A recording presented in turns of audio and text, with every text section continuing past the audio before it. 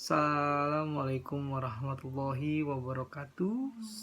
Selamat pagi, salam sejahtera bagi kita semua.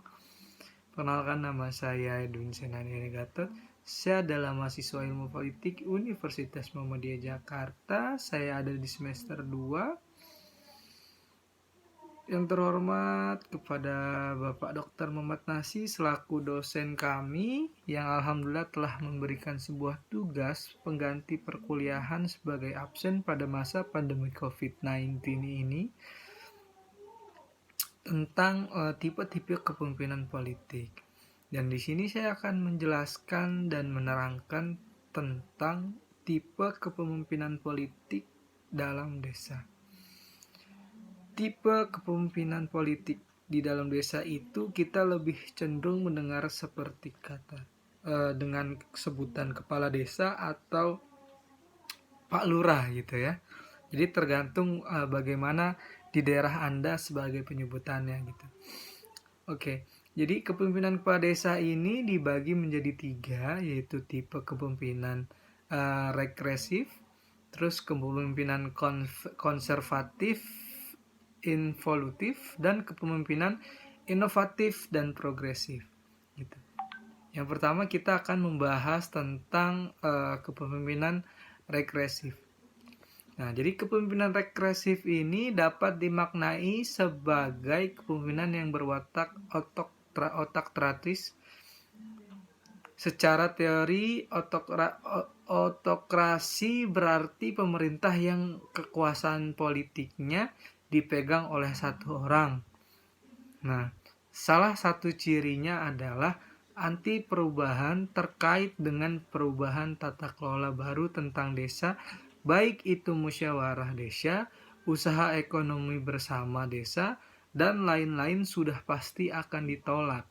Jadi desa yang parokial atau hidup bersama berdasarkan garis kerabat, agama, etnis, atau yang lain, serta desa-desa korporatis atau tunduk pada kebijakan dan regulasi negara, biasanya melahirkan kepemimpinan seperti ini.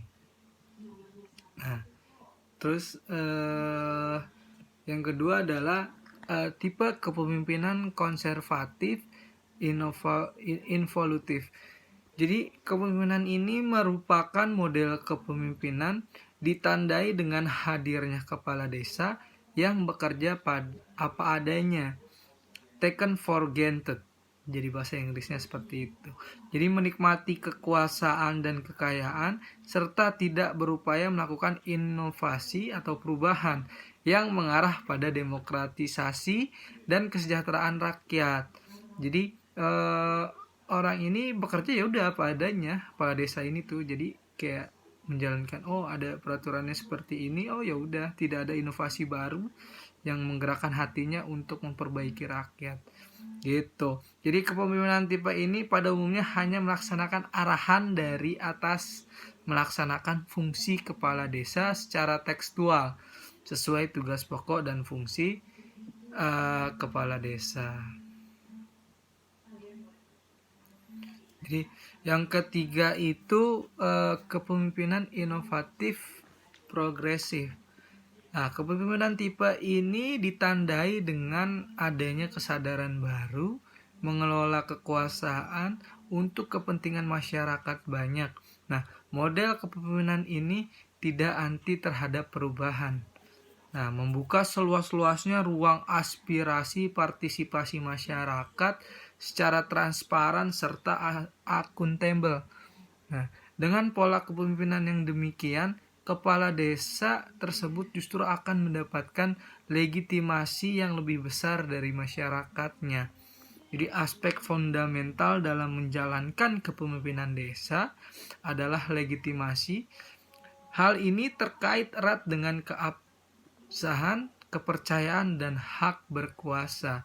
Nah, legitimasi berkaitan dengan sikap masyarakat terhadap kewenangan untuk memimpin, memerintah, serta menjadi wakil atau representasi dari masyarakatnya. Jadi kenali tipe pemimpin di daerah Anda, memakai sistem seperti apa tipe yang seperti apa gitu. Karena ketika kita bisa melihat suatu daerah itu berkembang dari model gaya kepemimpinannya. Nah, mungkin dia menerapkan sistem kepemimpinan inovatif dan progresif. Kenapa iya? Karena seorang pemimpin yang inovatif memberikan ruang gerak yang luas kepada masyarakatnya untuk membuat sesuatu hal yang baru bagi desanya, dan progresif gitu. Jadi ada progres yang dikerjakan, tidak hanya seperti kepemimpinan yang tadi yang saya sebutkan di nomor 2. Nah, itu hanya bekerja dengan apa adanya sesuai instruksi dari atas. Dan tentunya setiap kepala desa ini memfasilitasi dan mewadahi masyarakat desa untuk mempermudah dalam alur birokrat, menyediakan sebuah pelayanan yang terbaik untuk desanya, untuk rakyatnya, demi kemaslahatan masyarakat setempat, dan juga ada kepuasan diri dari pemimpin ini. Jadi memang perlu adanya proses perubahan, inovasi, dan juga progres-progres yang dijalankan gitu. Jadi setiap program itu harus diterapkan, harus ada namanya eksekusi, action dari kepemimpinan, perintah dari kepemimpinan kepala desa ini gitu. Jadi nggak bisa cuman menikmati gaji buta, menikmati harta dan kekayaannya aja, bertugas ya udah apa adanya, mau desa kayak gimana juga ya udah, memang sesuai dengan perintah instruksinya seperti itu maka dilakukan. Nah, hal ini yang sangat bahaya. Jadi memang baiknya seorang pemimpin ini harus cekatan, peduli, memiliki rasa sosial yang tinggi terhadap masyarakat khususnya, dan lebih memperhatikan lagi mana masyarakat yang sekiranya memerlukan bantuan itu harus diprioritaskan gitu. Terus mana tempat-tempat yang memang layak dan tidak layak untuk dilakukan aktivitas oleh masyarakat. Nah, hal itu juga harus diperhatikan dari segi lingkungan. Itu kita bisa lihat di dalam lingkungan itu apakah lingkungan tersebut mempengaruhi atau terdampak menyebabkan dampak yang besar bagi kehidupan masyarakat.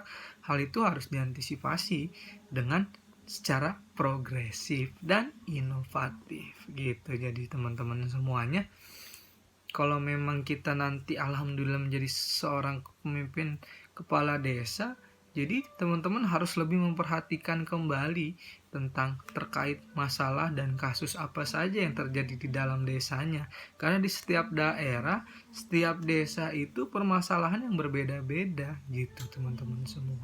Baik, itu saja yang mungkin dapat saya sampaikan. Yang kurang datangnya dari saya, yang sempurna datangnya dari Allah. Terima kasih. Akhirul kalam, wassalamualaikum warahmatullahi wabarakatuh.